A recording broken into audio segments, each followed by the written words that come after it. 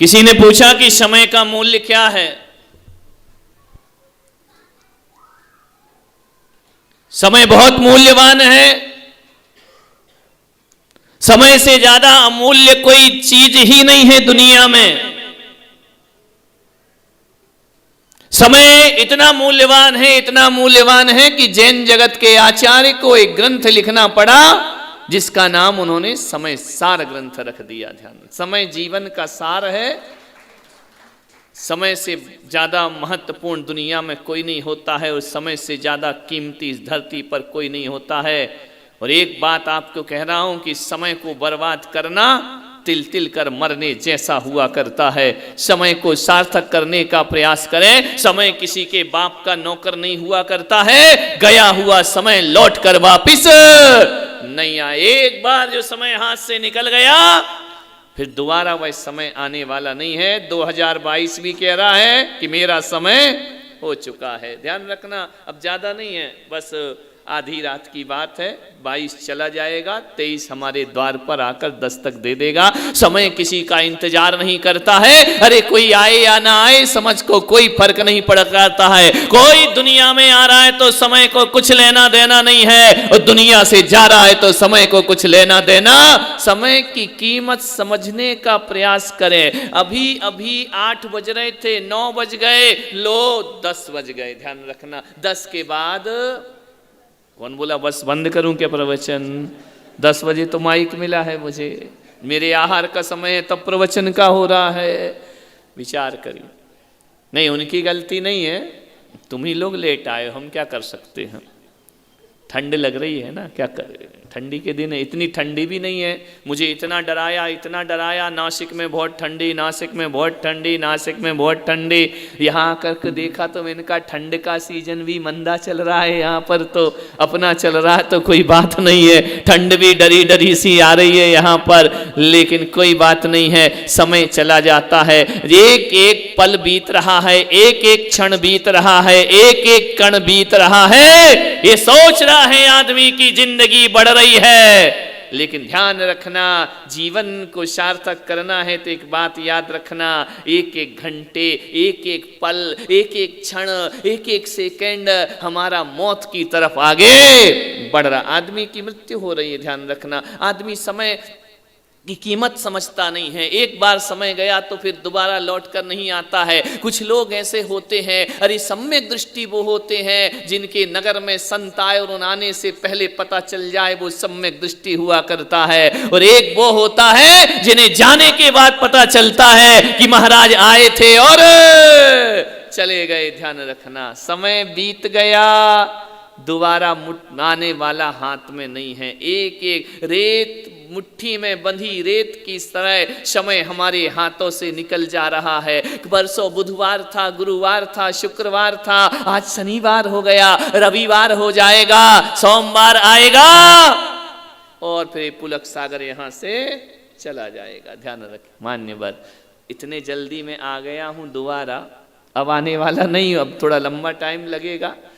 लेकिन ध्यान रखना, सिद्ध क्षेत्र गजपंथा की पावन चरण रज, महापुरुषों की रज, निर्वाण भूमि की रज मस्तक पर जिस दिन लगा ली जाती है वही दिन हमारा नया वर्ष हो जाया करता है, वही हमारा सब कुछ हो जाया करता है, वही शुभ हो जाता है, वही जीवन सार्थक हो जाया करता है। मान्यवर, एक बात याद रखना, समय को लंबा मत बनाओ, समय को गहरा बनाओ, गहरा बनाओ।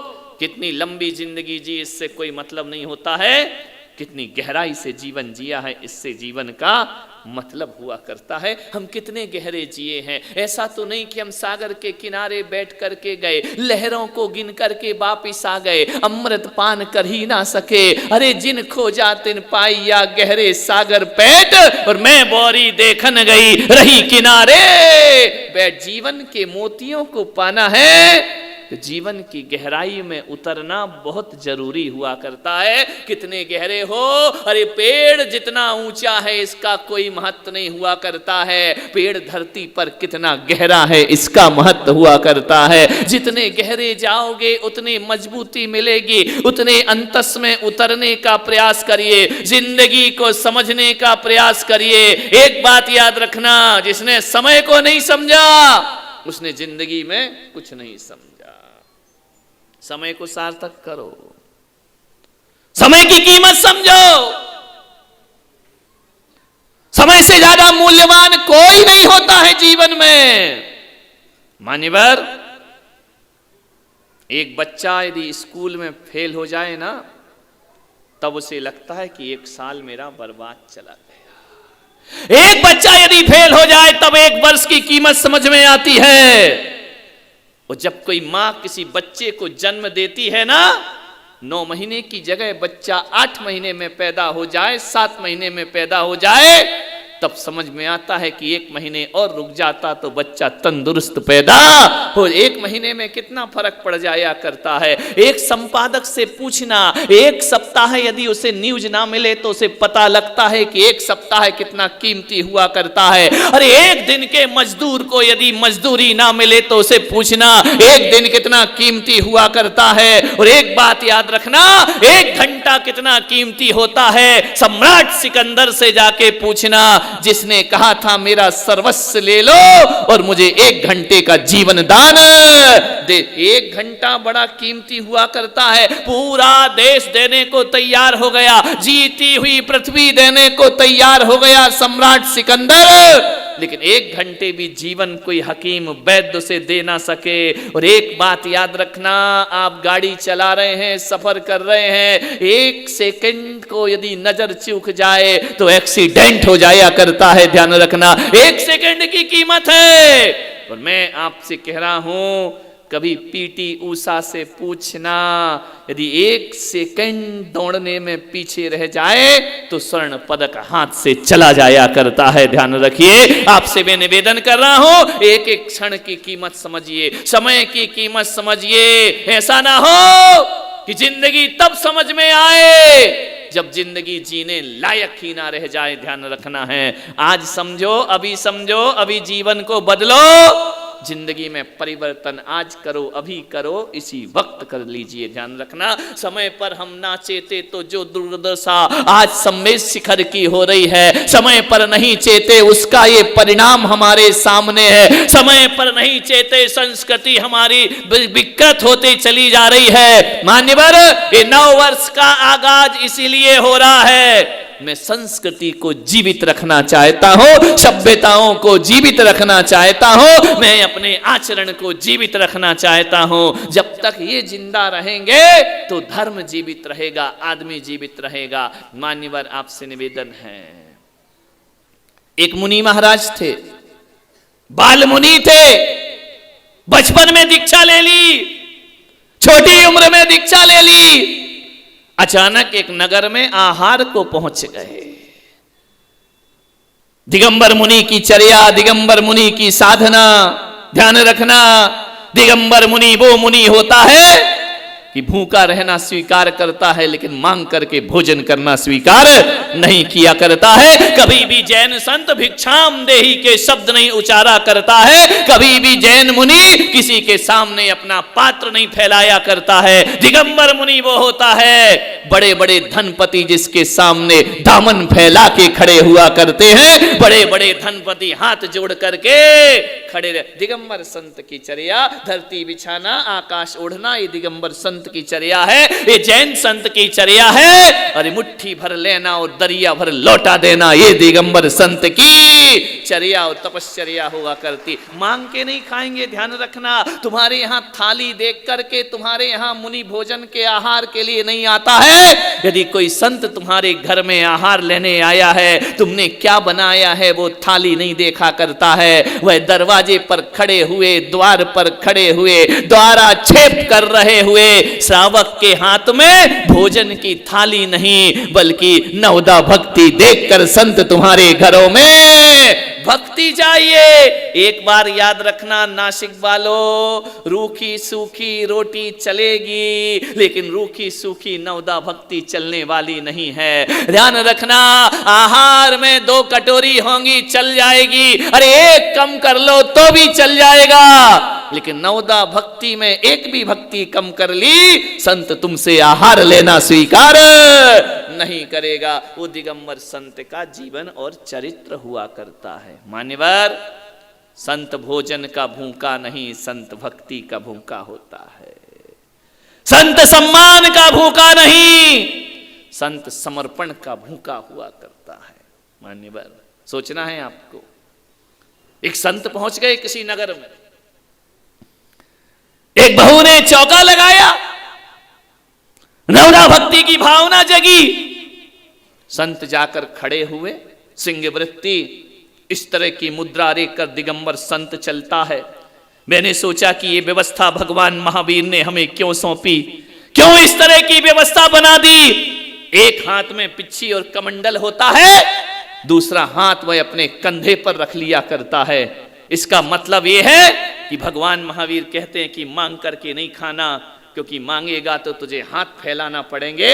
तो एक हाथ में पिच्छी कमंडल पकड़ा दिए और एक हाथ यहां रख लिया। अब मांगेगा कैसे, अब तो तुझे निकल करके संकल्प लेकर आहार में जाना है। तो बोले भगवान, मुनि लोग बड़े होशियार थे, उन्होंने कहा ठीक है भगवान, हाथ तो बांध दिए, अब क्या करें, मुंह से तो मांग सकते हैं कि मुझे भोजन का लाभ दो। भगवान महावीर ने कहा जब तक आहार चर्या संपन्न ना हो जाए तब तक मौन धारण करना है, तुम्हें मुख से भी भोजन मांगना। ये सब नहीं मांगने की क्रिया है, ध्यान रखना।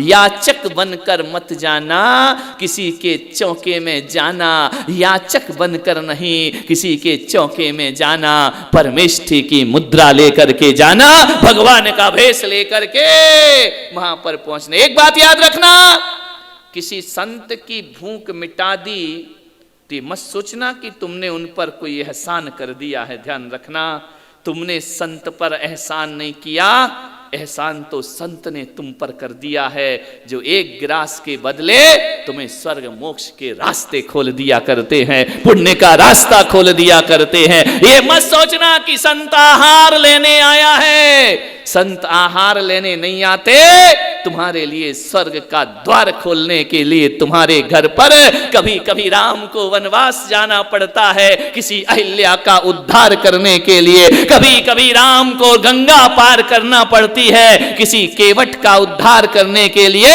और कभी कभी महावीर को जेल में जाना पड़ता है किसी चंदना का उद्धार करने के लिए। संत उद्धार के लिए आता है। मैं भी तुम्हारे यहां आया हूं, उद्धार करने के लिए आया हूं। मैं भी तुम्हारे घरों में जाता हूं, तुम्हारा कल्याण करने के लिए जाता हूं। ध्यान रखना, संत का काम आना, जगाना और कौन बोला चले जाना। थोड़ा तो धैर्य रखो देवी, 1 तारीख तो रुक लेने दो मुझे। बहुत होशियार है नासिक के लोग, पहले ही इशारा करते चले जाना।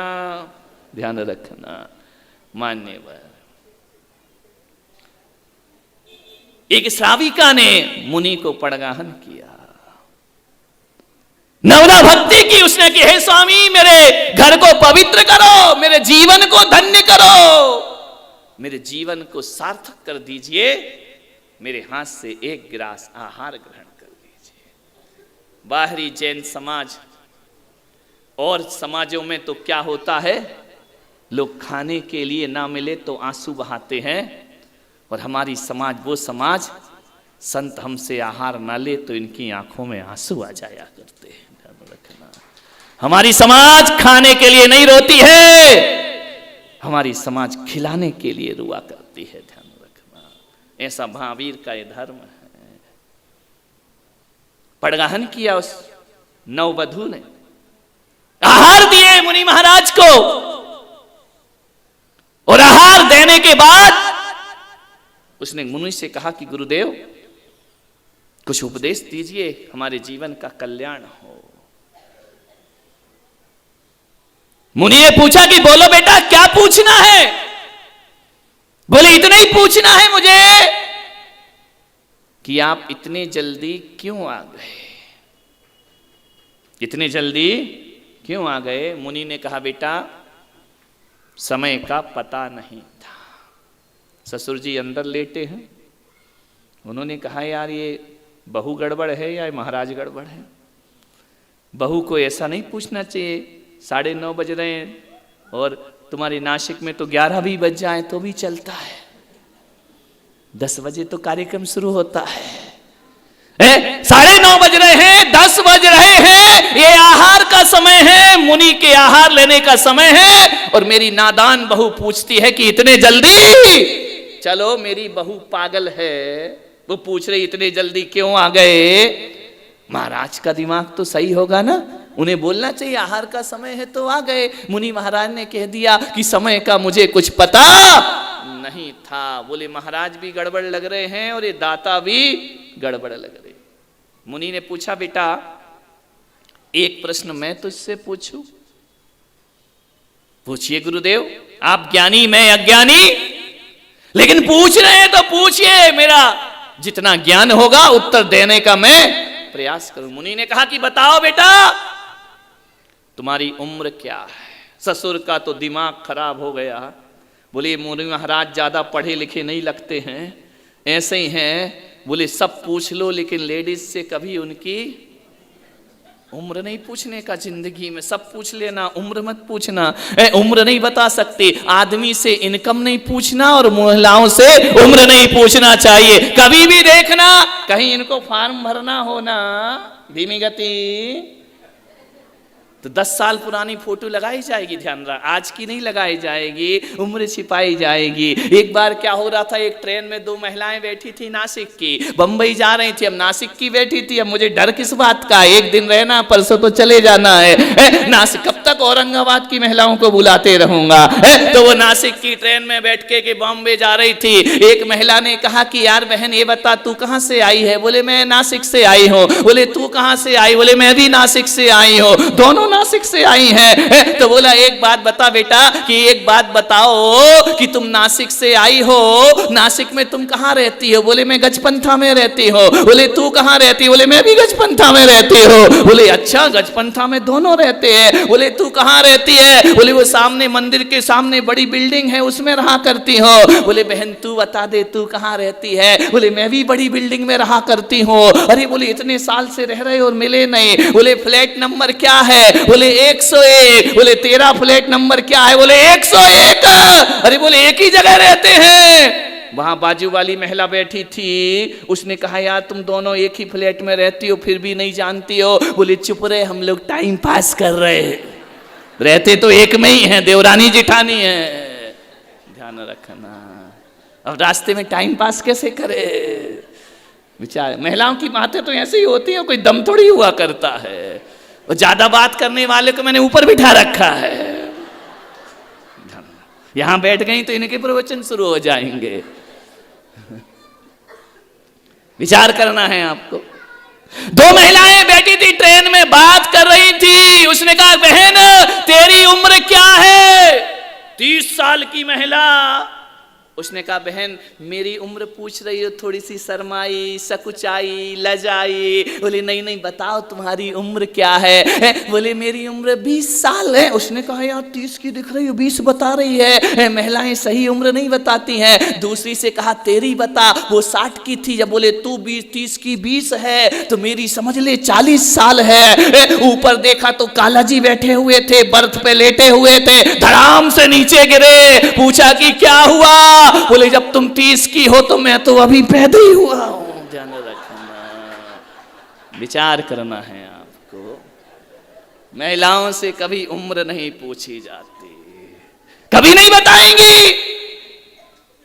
और एक लड़कों से भी मैं कहूंगा जो कुंवारे हैं, फेसबुक में देखकर शादी मत करना, क्योंकि जितनी वो फेसबुक में सुंदर दिख रही उतनी होती नहीं है। फिल्टर लगा रहता है ना। चेतन भी बड़ा सुंदर दिखता है फेसबुक में, ध्यान रखना।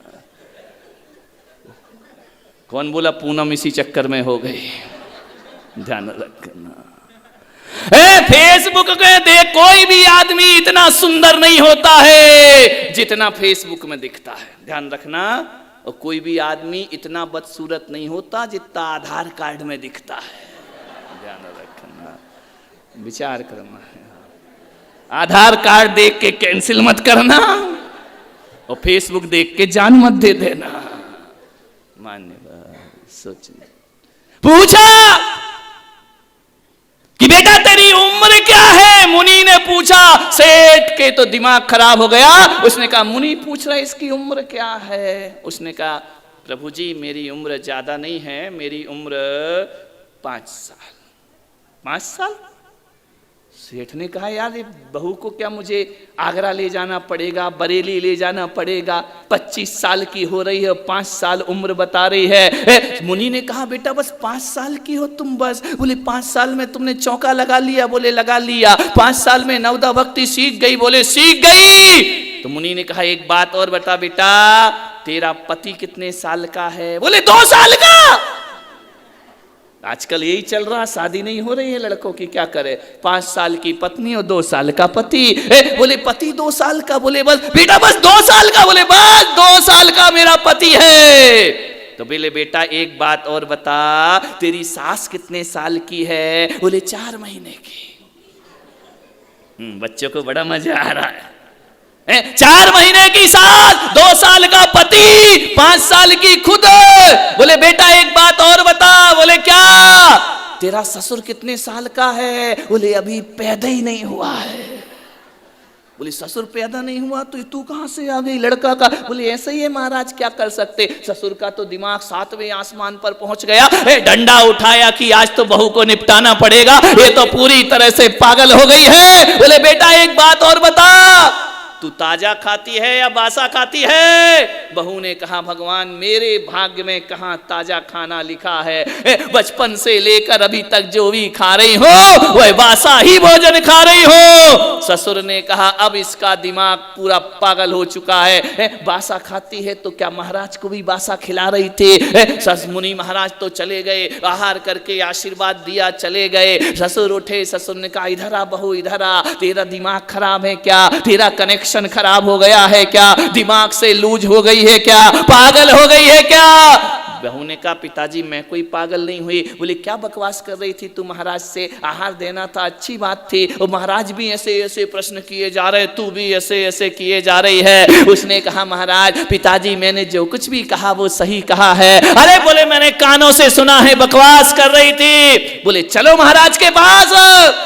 बहू तो यही चाह रही थी कि दादाजी किसी भी तरह मुनि महाराज के पास पहुंच जाए। बहुओं से निवेदन है, यहाँ की बहुएं तुम्हारे दादा नहीं आ रहे, पति नहीं आ रहा है, किसी भी तरह से एक बार पुलक सागर की सभा में लेकर के आइए। अरे रोज सभा नहीं है, आज आखिरी सभा है, रात को लेकर के आइए। नए वर्ष का यहाँ पर स्वागत होगा, सत्कार होगा। रात को सभी लोगों को यहीं उपस्थित होना है। ये पहली बार है जब रात में मैं निमंत्रण दे रहा हूं, ध्यान रखना।